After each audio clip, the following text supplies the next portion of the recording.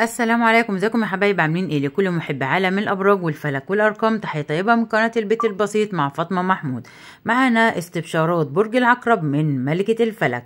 بدايه 2025 فيها كل الخير، سعيده وجميله ليكم باذن الله، وفي اخبار حلوه الفتره الجايه. ابشروا خير، جاي لكم فلوس بس على دفعتين، جاي لكم هديه من حد قريب، في عريس لمعظم السناجل، في خروجه حلوه مع الصحاب او الشريك، عندك بشرة ورؤية لمعظمكم هتبشركم بالخير، تحقيق أمنية ليكم. وشايفة الفترة اللي جاية الشريك هيتعدل وهياخد خطوة إيجابية ناحيتكم.